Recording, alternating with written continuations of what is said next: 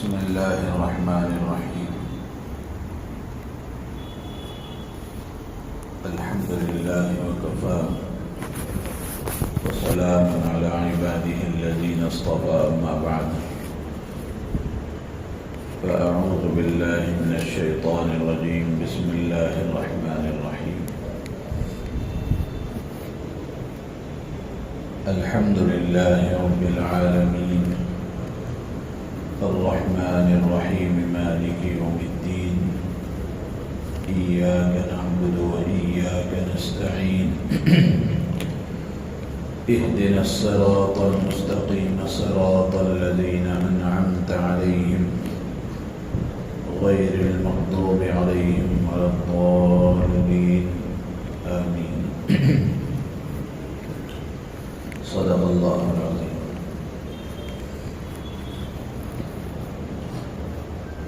محترم بزرگ و عزیز دوستو،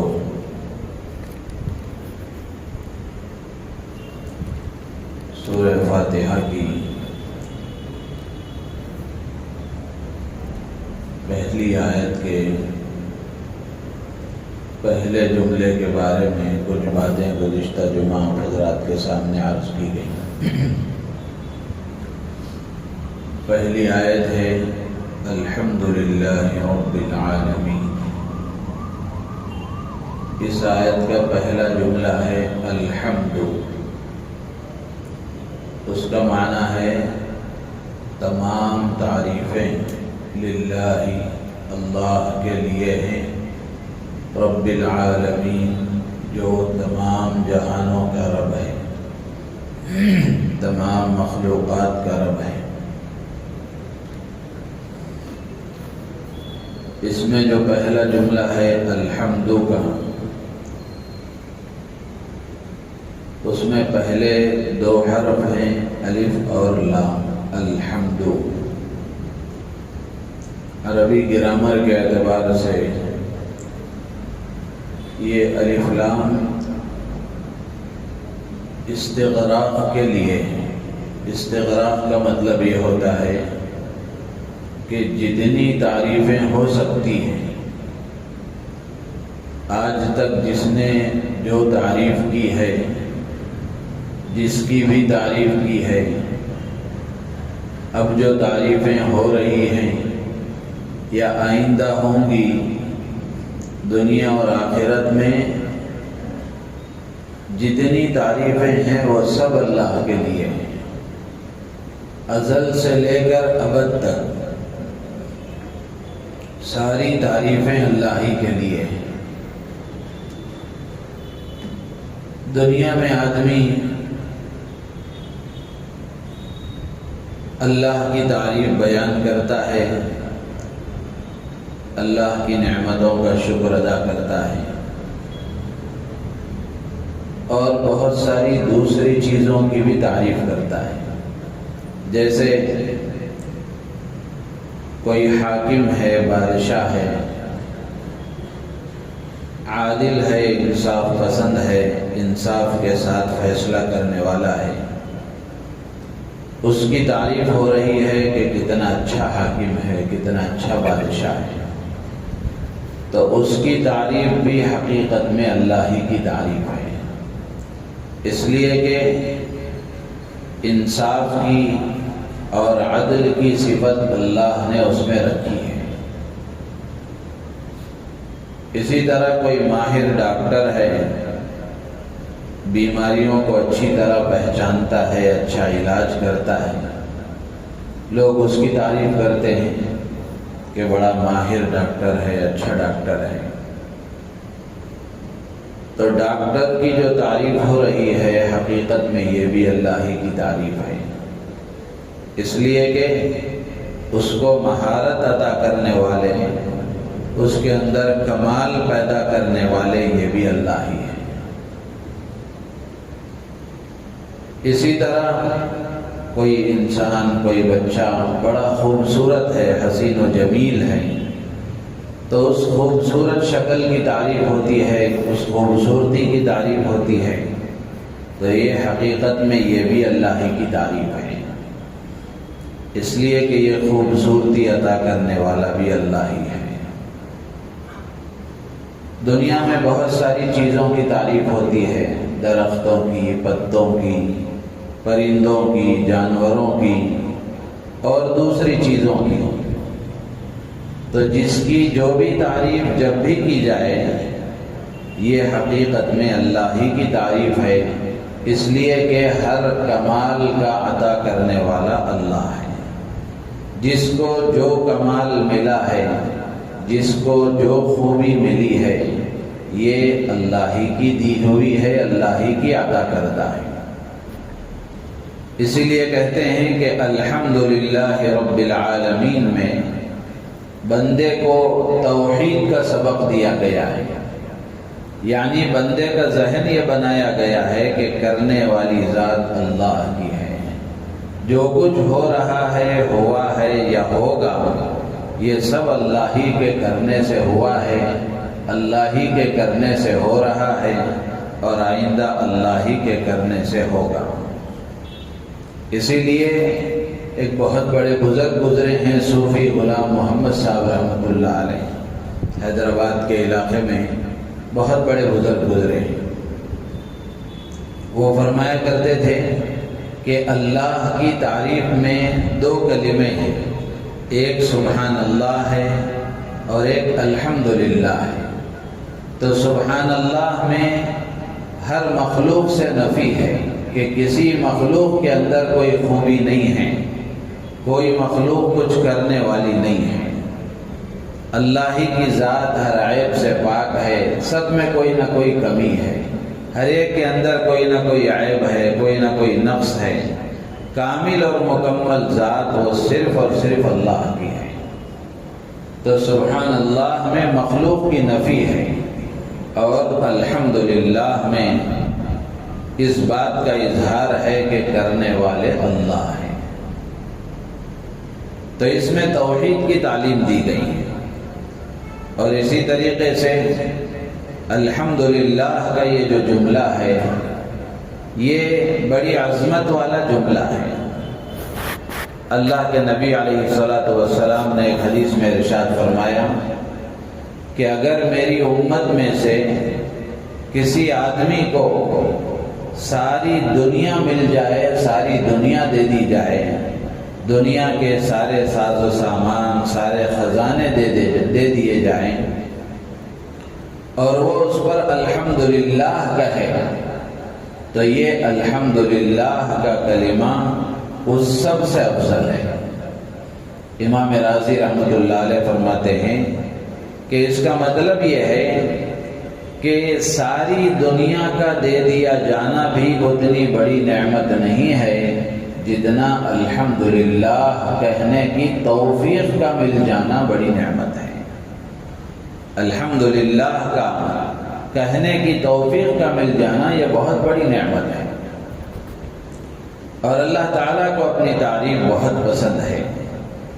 اسی لیے جب حضرت آدم علیہ السلام کو اللہ نے پیدا فرمایا اور ان میں روح ڈالی گئی، تو انسان کی زبان سے جو پہلا جملہ نکلا ہے وہ پہلا جملہ بھی الحمدللہ ہی تھا۔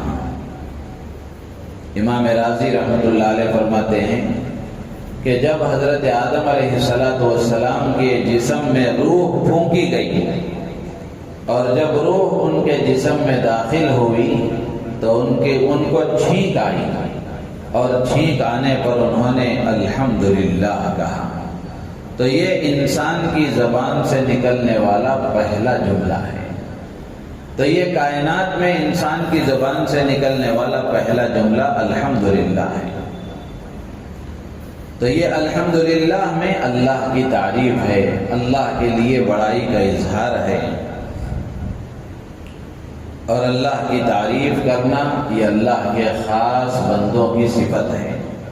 قرآن پاک میں اللہ تعالیٰ نے اپنے بندوں کی بہت ساری صفات ذکر فرمائی ہیں کہ میرے بندے ایسے ہیں، میرے بندے ایسے ہیں، میرے بندوں کے اندر یہ خصوصیتیں ہیں۔ اللہ تعالیٰ نے بہت ساری صفات ذکر فرمائی ہیں، 11ویں پارے میں اللہ تعالیٰ فرماتے ہیں التائبون العابدون الحامدون السائحون الراكعون الساجدون الآمرون بالمعروف والناهون عن المنكر والحافظون لحدود اللہ۔ یہ اللہ نے اپنے خاص بندوں کی صفتیں ذکر فرمائی ہیں، تو ان میں سے ایک خاص صفت اپنے خاص بندوں کی اللہ نے یہ بیان فرمائی کہ میرے خاص بندے میری تعریف بیان کرنے والے ہوتے ہیں۔ الحامدون، حمد بیان کرنے والے ہیں، اللہ کی تعریف بیان کرنے والے۔ تو اللہ کی تعریف بیان کرنا یہ ہم سب کے لیے ضروری ہے، اور اللہ کو اپنی تعریف بہت پسند ہے۔ جو بندہ اللہ کی تعریف بیان کرتا ہے اور الحمدللہ کو اپنا وظیفہ بنا لیتا ہے، ہر لمحہ، ہر آن، ہر لحظہ، ہمیشہ اپنی زبان پر یہ الحمدللہ کے جملے کو جاری رکھتا ہے، بہت سارے فضائل اس کے بیان کیے گئے۔ گزشتہ مجلس میں بھی میں نے عرض کیا تھا کہ جو آدمی اللہ کی تعریف بیان کرتا ہے، اللہ تبارک و تعالی اس کے گناہوں کو معاف فرماتے ہیں۔ اور یہ الحمدللہ کا جملہ امام راضی رحمۃ اللہ علیہ نے لکھا ہے کہ حضرت عبداللہ ابن عباس رضی اللہ تعالیٰ عنہما فرماتے ہیں کہ یہ الحمدللہ کا جملہ شکر کا کلمہ ہے، یعنی الحمدللہ کہنے سے اللہ کی نعمتوں کا شکر ادا ہوتا ہے۔ جہاں یہ شکر کا کلمہ ہے وہیں یہ دعا کا بھی کلمہ ہے، یعنی جب بندہ اللہ کی تعریف بیان کرتے ہوئے اپنی زبان سے الحمدللہ کہتا ہے تو اللہ کی رحمتیں اس کی اوپر برسنا شروع ہو جاتی ہیں، اللہ کی مہربانیاں اس کی طرف متوجہ ہو جاتی ہیں، اور اللہ کی طرف سے برکتوں کا اس بندے پر نزول ہونا شروع ہو جاتا ہے۔ تو اللہ کی تعریف بیان کرتے ہوئے بندہ الحمدللہ کہتا ہے تو وہ اگرچہ دعا بھی نہ کرے لیکن صرف تعریف کرنے کی وجہ سے اللہ تعالیٰ اس کی ضرورتوں کو پورا فرما دیتے ہیں۔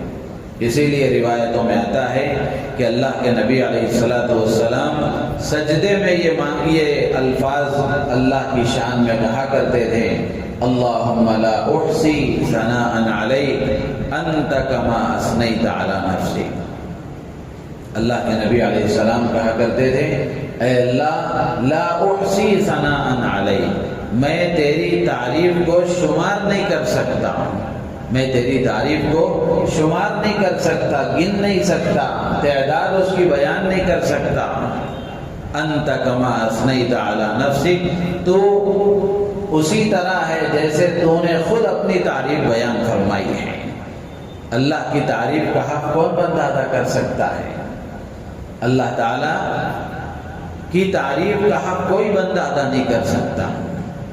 اسی لیے اللہ کے نبی علیہ السلام فرماتے ہیں کہ اللہ میں تیری تعریف کو شمار نہیں کر سکتا، گن نہیں سکتا، جیسی تعریف تو نے اپنے لیے بیان فرمائی ہے میں اسی طرح تیری تعریف بیان کرتا ہوں، تو اسی طرح ہے۔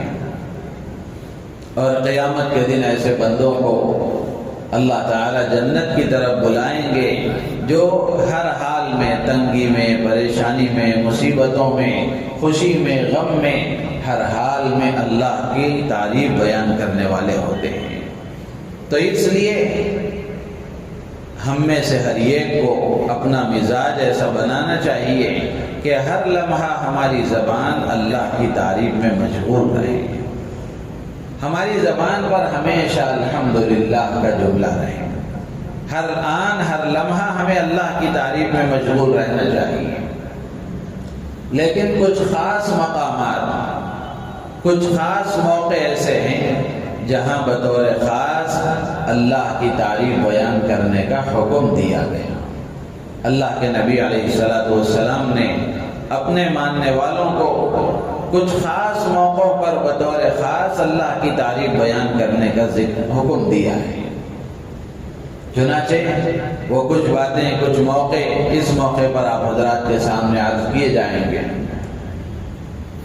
ایک موقع ہے نیند سے بیدار ہونے کے وقت کا.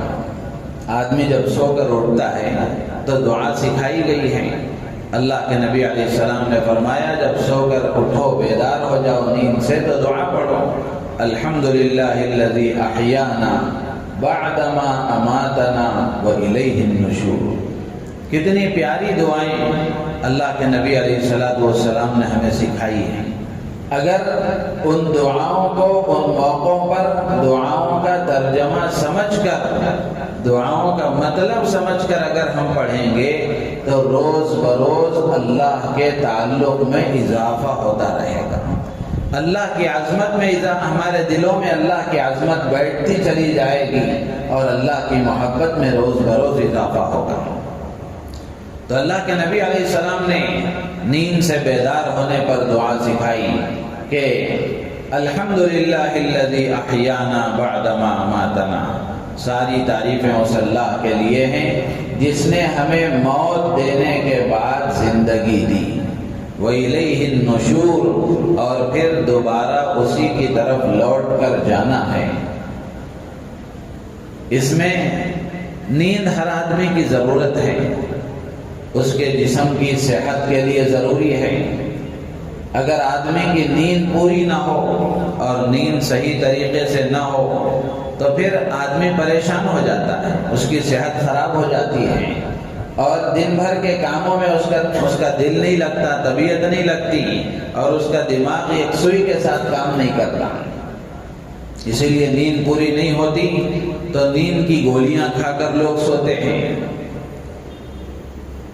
تو نیند اللہ کی بہت بڑی نعمت ہے اور نیند کے بارے میں اللہ کے نبی علیہ السلام نے بیان فرمایا کہ یہ نیند موت کی بہن ہے. اسی لیے سوتے وقت کی دعا میں, اٹھتے وقت کی دعا میں, دونوں میں بھی آپ دیکھیں اللہ کے نبی علیہ السلام نے اس کی طرف ہمیں متوجہ فرمایا ہے. سوتے وقت میں ہم پڑھتے ہیں اللہم بسمک اموت و احیا. اے اللہ تیرے ہی نام سے میں جیتا ہوں اور مرتا ہوں اور جیتا ہوں, تیرے ہی نام سے. تو اس میں بھی موت و حیات کا ذکر ہے. اور اٹھنے کے بعد جو دعا پڑھی جا رہی ہے اس میں بھی یہی ہے کہ ساری تعریفیں اس اللہ کے لیے ہیں جس نے موت دینے کے بعد زندگی دی. تو اس میں بھی یہ کہا جا رہا ہے. تو نیند سے بیدار ہونے کے بعد اللہ تبارک و تعالیٰ کی تعریف بیان کرنے کا حکم دیا گیا اور بندے کو اس بات کا حکم دیا گیا کہ وہ نیند سے بیدار ہونے کے بعد الحمدللہ الذی احیانا بعدما اماتنا والیہ النشور یہ دعا پڑھا کریں. تو اس میں ایک بات تو یہ ہے کہ دن کی شروعات اللہ کی تعریف سے ہو.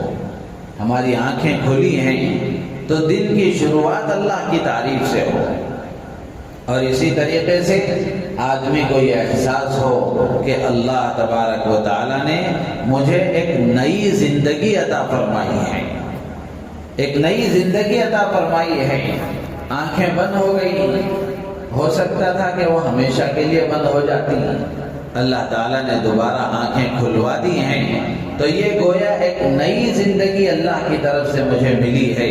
تو آدمی اس جذبے کے ساتھ, اس احساس کے ساتھ کہ اللہ تبارک و تعالیٰ نے مجھے ایک نئی زندگی عطا فرمائی ہے, اس جذبے سے اللہ کا شکر ادا کریں. اور اسی طریقے سے اس دعا کے ذریعے سے بندے کے دل و دماغ میں یہ بھی بٹھانا ہے کہ ایک دن وہ بھی آئے گا جب ہمیشہ کے لیے یہ آنکھ بند ہو جائے گی. آج آنکھ کھل گئی ہے, اللہ کا شکر ادا کیا جا رہا ہے. ایک دن وہ آئے گا کہ یہ آنکھ ہمیشہ کے لیے بند ہو جائے گی. تو آدمی کو روزانہ یہ دعا پڑھوا کر کے اس بات کا اس کا ذہن بنایا جا رہا ہے کہ موت کی تیاری ہر حال میں ضروری ہے. موت کی تیاری ہر حال میں ضروری ہے کہ اللہ نے یہ زندگی دی ہے تو اس زندگی کو اس طرح گزارا جائے کہ آخرت میں ہمارے لیے کامیابی کی راہیں کھل جائیں، آخرت میں ہم کامیاب ہو جائیں، اللہ ہم سے راضی ہو جائے اور اللہ کے نبی علیہ الصلوۃ والسلام ہم سے راضی ہو جائیں اور ہم جنت کے مستحق بن جائیں۔ تو موت کی تیاری کا پیغام روزانہ اس دعا میں بندے کو دیا جا رہا ہے، اور اسی کے ساتھ ساتھ اس کے اندر یہ جذبہ بھی پیدا کیا جا رہا ہے کہ یہ دعا آدمی پڑھتا ہے تو اس کے اندر اپنی بے بسی کا اظہار ہے، اپنی عاجزی کا اظہار ہے کہ اللہ اگر آپ چاہتے تو یہ آنکھیں بند ہو جاتی، لیکن آپ نے مجھ پر احسان فرمایا، مجھ پر کرم فرمایا، میرا کوئی کمال نہیں ہے، میرا کوئی کمال نہیں ہے، میں تو عاجز اور بے بس ہوں، آپ کا ایک ادنا بندہ ہوں، اے اللہ آپ نے مجھے زندگی دی، آپ نے مجھے زندگی دی۔ تو عاجزی، بے بسی اور انکساری کا اس میں اظہار ہے۔ تو اگر آدمی آپ سوچ کر کے دیکھیں، یہ دعا روزانہ صبح میں اٹھنے کے بعد اگر ہم اس طرح سمجھ کر ان باتوں کو ذہن میں رکھ کر اگر روزانہ پڑھنے کا اہتمام کریں گے تو پھر ہمارا دن بھر کیسے گزرے گا، ہماری زندگی کیسے گزرے گی۔ لیکن ہم اپنا جائزہ لے کر کے دیکھیں، ہر آدمی اپنے بارے میں سوچے کہ ہماری زندگی کس طرح غفلت سے گزر رہی ہے۔ نہ سوتے وقت میں اگر ہم دعا کا اہتمام کرتے ہیں، نہ اٹھنے کے بعد دعا کا اہتمام کرتے ہیں، بہت سارے لوگ غفلت کا شکار ہیں۔ تو یہ دعائیں اللہ کے نبی علیہ الصلوۃ والسلام نے سکھائی ہیں، وہ اسی لیے تاکہ ہم اللہ کی رضا کو حاصل کرنے والے بنیں، اللہ کی رحمتوں کو حاصل کرنے والے بنیں، برکتوں کو حاصل کرنے والے بنیں۔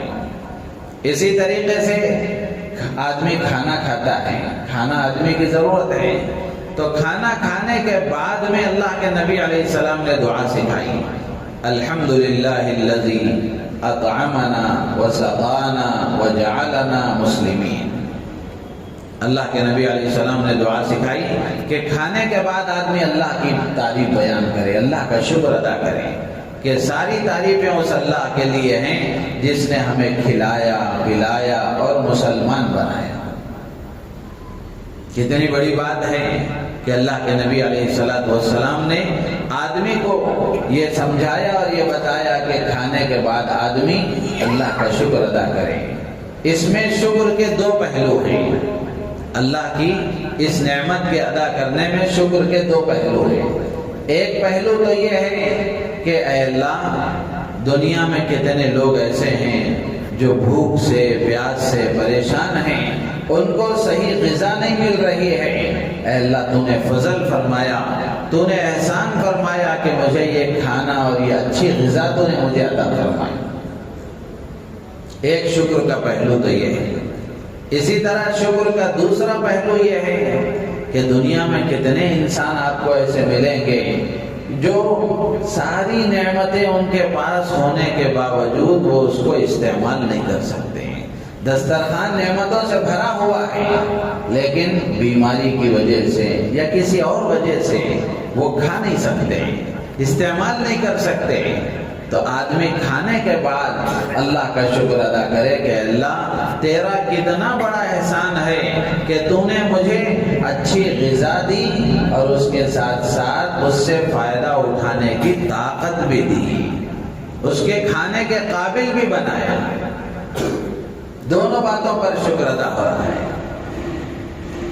اور اسی طریقے سے ایک دعا اللہ کے نبی علیہ الصلوۃ والسلام نے یہ بھی سکھائی۔ حضرت ابو ایوب انصاری رضی اللہ تعالیٰ عنہ فرماتے ہیں کہ اللہ کے نبی علیہ الصلوۃ والسلام جب کھانا تناول فرماتے یا کوئی بھی چیز آپ کھاتے تو کھانے سے فارغ ہونے کے بعد ایک دعا آپ یہ بھی پڑھا کرتے تھے، الحمدللہ الذی اطعم وسقا وسوغہ وجعل لہ مخرجا۔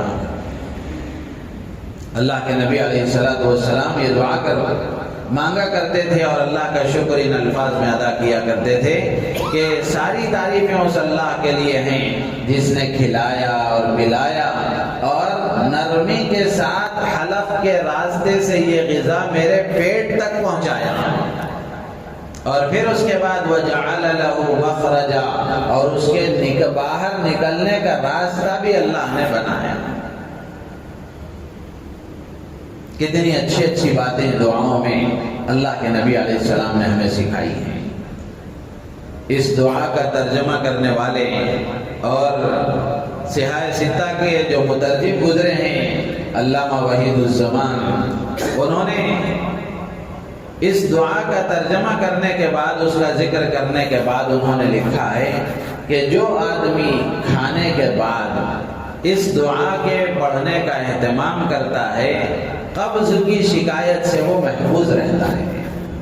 اس لیے کہ اس دعا میں کیا کہا گیا کہ اللہ ساری تعریفیں اس اللہ کے لیے ہیں جس نے کھلایا اور پلایا اور حلق کے راستے سے نرمی کے ساتھ آسانی کے ساتھ پیٹ تک پہنچایا، اور پھر اس کے باہر نکلنے کا راستہ بھی اللہ نے بنایا۔ تو اس میں بھی اللہ کی تعریف بیان کرنے کا حکم دیا گیا۔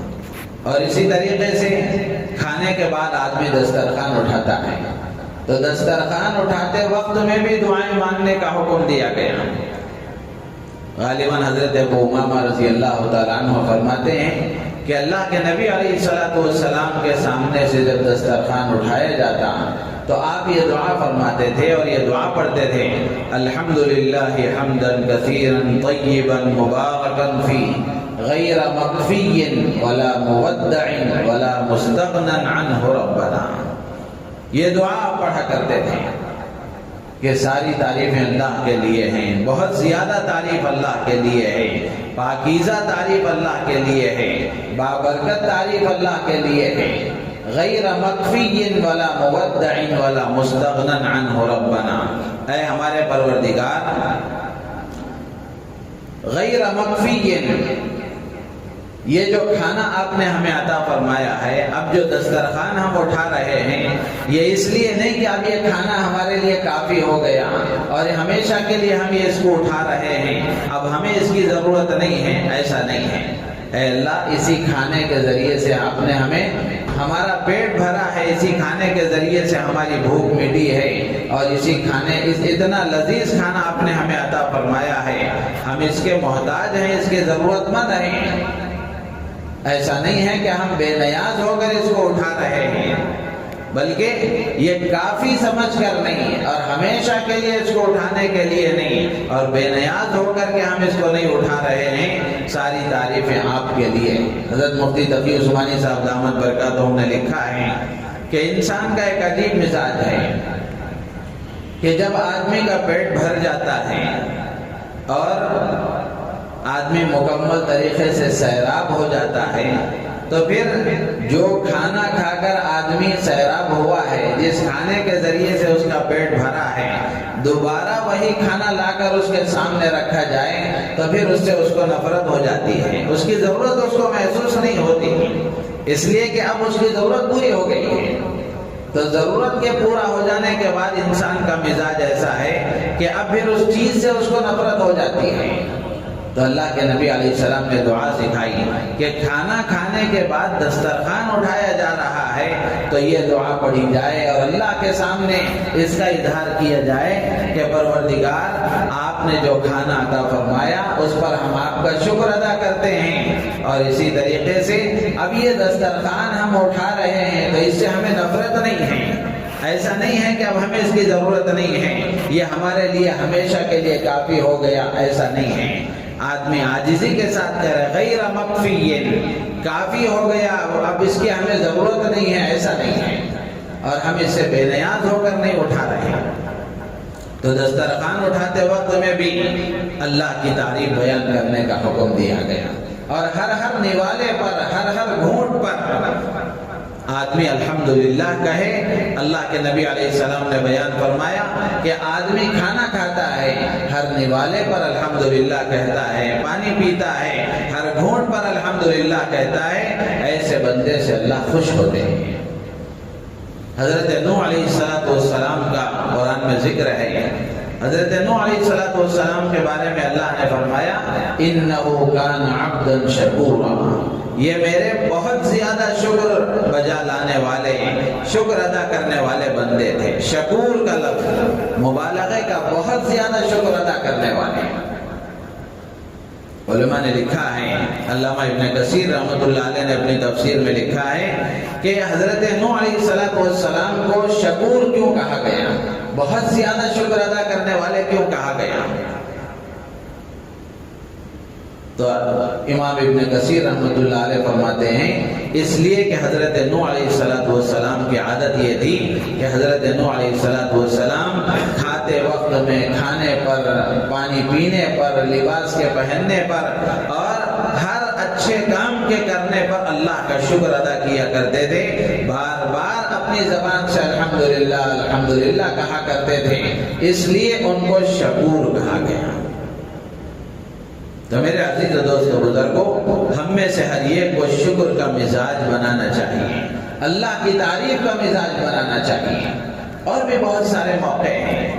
آدمی نیا لباس پہنتا ہے، نیا لباس پہنتے وقت میں اللہ کے نبی علیہ السلام نے دعا سکھائی، الحمدللہ الذی کسانی ما اواری بہ عورتی واتجمل بہ فی حیاتی.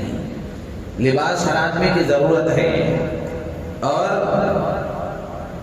سطر کے چھپانے کے لیے، جسم کے چھپانے کے لیے اور باہر کی گندگیوں سے جسم کو محفوظ رکھنے کے لیے اور زینت کو اور بناؤ سنگھار کے لیے لباس کی آدمی کو ضرورت پڑتی ہے. لباس کے مقاصد میں سے اللہ نے بیان فرمایا کہ ایک تو اس سے آدمی کا جسم ڈھک جاتا ہے، اور لباس کی وجہ سے آدمی کے لیے آدمی کا جسم نکھر کر سامنے آتا ہے. خوبصورتی کا ذریعہ ہے لباس آدمی کے لیے.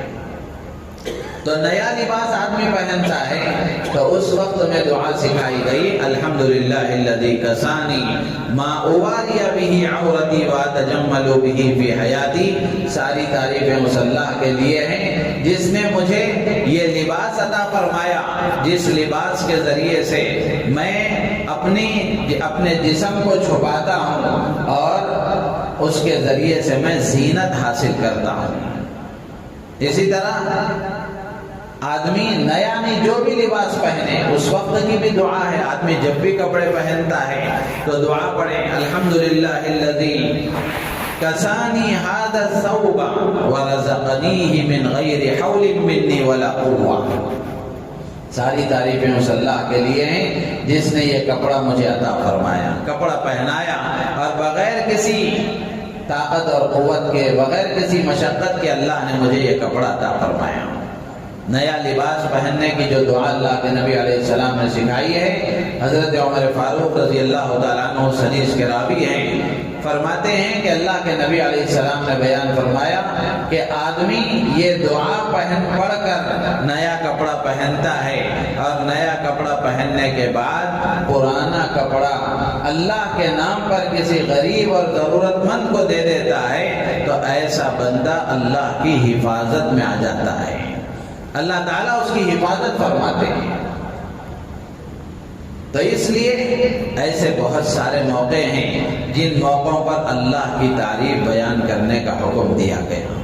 سواری پر آدمی سوار ہو رہا ہے اور اسی طریقے سے نیا چاند آدمی دیکھ رہا ہے، اس وقت میں بھی دعا سکھائی گئی. سواری پر سوار ہو رہا ہے، اس وقت میں بھی دعا سکھائی گئی کہ آدمی سواری پر بسم اللہ پڑھ کر اندر داخل ہو، سواری پر سوار ہو اور پھر اس کے بعد الحمدللہ کہے، اس کے بعد پھر دعا پڑھے، سبحان الذی سخر لنا ھذا وما كنا له مقرنین. یہ دعا آدمی پڑھے. اسی طرح نیا چاند دیکھتا ہے، اس وقت میں بھی اللہ کے نبی علیہ السلام نے دعائیں سکھائی ہیں، اس میں بھی اللہ کی تعریف کے بیان کرنے کا حکم دیا ہے. الحمدللہ الذی ذهب بشہر کذا وجاء بشہر کذا. ساری تعریفیں اس اللہ کے لیے ہیں جس کی وجہ سے ایک مہینہ ختم ہوا اور دوسرا مہینہ اللہ نے ہمارے پاس لایا. اسی طرح کسی آدمی کو مصیبت میں، پریشانی میں آدمی دیکھتا ہے تو اس وقت میں بھی دعا سکھائی گئی. الحمدللہ الذی عافانی مما ابتلاک بہ وفضلنی علی کثیر ممن خلق تفضیلا۔ کسی بیمار کے پاس آپ چلے گئے، کسی مصیبت زدہ کو آپ نے دیکھ لیا، کسی پریشان حال کو آپ نے دیکھ لیا، اللہ کے نبی علیہ السلام نے یہ دعا سکھائی کہ جو آدمی کسی پریشان مصیبت زدہ بیمار کو دیکھ کر یہ دعا پڑھتا ہے، اللہ تعالیٰ اس پریشانی سے، اس بیماری سے اس کی حفاظت فرماتے ہیں۔ جسمانی بیماروں کو بھی دیکھ کر پڑھنا چاہیے، روحانی بیماروں کو بھی دیکھ کر پڑھنا چاہیے۔ روحانی بیمار کا مطلب یہ ہے کہ آدمی نمازوں سے دور ہے، اللہ کے احکامات سے دور ہے، گناہوں میں لطف ہے، گناہوں میں گھرا ہوا ہے، اللہ کا نافرمان بن کر زندگی گزار رہا ہے، اس کو بھی دیکھ کر دعا پڑھے کہ اللہ تیرا بڑا احسان ہے، تو نے مجھے اس کی طرح غلط کاموں میں لگنے سے بچا لیا، اس کی طرح پریشانیوں میں مبتلا ہونے سے بچا لیا۔ آدمی اللہ کا شکر ادا کرے۔ اسی طریقے سے آدمی بیت الخلا سے باہر آتا ہے، اس وقت میں بھی دعا سکھائی گئی۔ کیا دعا سکھائی گئی؟ اللہ کے نبی علیہ السلام جب بیت الخلا سے باہر آتے تو یہ کہا کرتے تھے غفرانک الحمدللہ الذی اذھب عنی الاذی وعافانی۔ سب سے پہلے یہ کہتے تھے غفرانک، اے اللہ میں تجھ سے معافی مانگتا ہوں، اے اللہ میں تجھ سے مغفرت کا سوال کرتا ہوں۔ ذہن میں بات آ سکتی ہے، سوال پیدا ہو سکتا ہے کہ یہاں کس بات سے معافی مانگی جا رہی ہے، یہاں کون سا گناہ ہوا ہے جس گناہ سے مغفرت کا سوال کیا جا رہا ہے؟ حضرات محدثین نے بڑی پیاری باتیں اس کے نیچے جوابات میں لکھی ہیں، لیکن ایک بات میں اس وقت میں آپ کے سامنے عرض کروں۔ ایک بزرگ نے لکھا ہے کہ اللہ کے نبی علیہ السلام جو غفرانہ کا کہا کرتے تھے اور اللہ سے مغفرت کا سوال کرتے تھے، اس کی ایک وجہ یہ ہے کہ آدمی بیت الخلا میں جاتا ہے تو ظاہری گندگیوں کو دیکھتا ہے، ظاہری گندگیوں کا مشاہدہ کرتا ہے، اور اسلام کی تعلیم یہ ہے کہ آدمی اپنی باطنی نجاستوں اور غلاظتوں پر نظر رکھتے ہوئے اس سے بچنے کی کوشش کرے۔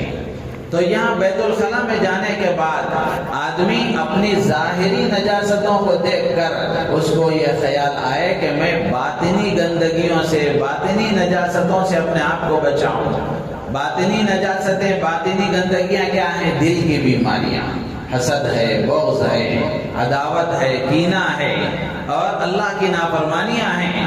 ان سے آدمی بچنے کا اہتمام کرے تو وہ ظاہری گندگیوں کو دیکھ کر باطنی گندگیوں کا استحضار ہو، اور جب آدمی کو اپنی باطنی گندگیوں کا استحضار ہوگا، اس کا خیال آئے گا، تبھی جا کر وہ معافی مانگے گا، تبھی جا کر وہ استغفار کرے گا۔ تو اللہ کے نبی علیہ السلام نے یہ دعا سکھائی غفرانہ کا۔ اور پھر اس کے بعد دوسری دعا ہے الحمدللہ الذی اذھب عنی الاذی وعافانی۔ ساری تعریفیں اس اللہ کے لیے ہیں جس نے تکلیف کو اور پریشانی کو مجھ سے دور کر دیا۔ حضرت مولانا منظور احمد صاحب نعمانی رحمۃ اللہ علیہ فرماتے ہیں کہ پیٹ سے گندگی کا نکل جانا اللہ کی کتنی بڑی نعمت ہے۔ اگر فطری طریقے سے اور نارمل طریقے سے اگر آدمی کے پیٹ سے پیشاب پاخانہ اگر نہ نکلے اور گندگی اور نجاست نہ نکلے تو پھر ہسپتالوں میں جا کر دیکھیں کیا کیا پریشانیاں ہوتی ہیں اس کو نکالنے کے لیے۔ تو یہ گندگی نکل گئی تو اللہ کا کتنا بڑا احسان ہے، تو آدمی اس پر اللہ کا شکر ادا کرے۔ الحمدللہ الذی اذھب عنی الاذی وعافانی، کہ ساری تعریفیں اس اللہ کے لیے ہیں جس نے اس تکلیف کو مجھ سے دور کر دیا۔ اس وقت ایک اور دعا اللہ کے نبی علیہ السلام نے سکھائی، میں نے بھی پہلی مرتبہ وہ دعا پڑھی، اس لیے آپ کو بھی وہ دعا سناتا ہوں کہ اللہ کے نبی علیہ السلام جب بیت الخلا سے باہر آتے تو یہ بھی دعا پڑھا کرتے تھے الحمدللہ الذی اذاقنی لذتہ والقی فی قوتہ واذھب عنی اذاہ۔ اس میں وضاحت ہے اس کی اللہ کے نبی علیہ السلام دعا فرماتے تھے ساری تعریفیں اس اللہ کے لیے ہیں جس نے جو کھانا میں نے کھایا تھا اس کھانے کی لذت مجھے عطا فرمائی، اور اس کھانے میں سے میرے جسم کے لیے جو طاقت بخشنے والے اجزاء تھے اللہ نے وہ اجزاء میرے پیٹ میں باقی رکھے، اور جو میرے لیے نقصان دہ تھے یا جو گندگی تھی اللہ نے اس کو میرے پیٹ سے باہر کر دیا۔ اللہ کے نبی علیہ السلام یہ دعائیں مانگا کرتے تھے اور اس طرح اللہ کا شکر ادا کیا کرتے تھے۔ تو اللہ کی تعریف بیان کرنے کے اور بھی بہت سارے مواقع ہیں جن موقعوں پر اللہ کی تعریف بیان کرنے کا حکم دیا گیا، اور اللہ کے نبی علیہ السلام نے اس کی تعلیم دی ہے کہ ان موقعوں پر آدمی اللہ کی تعریف بیان کرے۔ ویسے ہر موقع پر زبان پر آدمی کو الحمدللہ کا یہ جملہ اپنی زبان پر ہمیشہ رکھنا چاہیے اور ہمیشہ اللہ کا شکر ادا کرتے رہنا چاہیے۔ اللہ کی تعریف بیان کرتے رہیں گے تو پھر انشاءاللہ اللہ تعالیٰ کی رحمتیں ہماری طرف متوجہ ہوں گی، برکتیں ہماری طرف متوجہ ہوں گی، ہمارے گناہ معاف ہوں گے، اللہ کی رضا اور خوشنودی ہمیں ملے گی۔ اللہ تعالیٰ ہم سب کو ان باتوں پر عمل کی توفیق عطا فرمائے۔ الحمد لله رب العالمين، اللهم صل على سيدنا مولانا محمد وعلى آل سيدنا ومولانا محمد وبارك وسلم۔ ربنا آتنا في الدنيا حسنة وفي الآخرة حسنة وقنا عذاب النار۔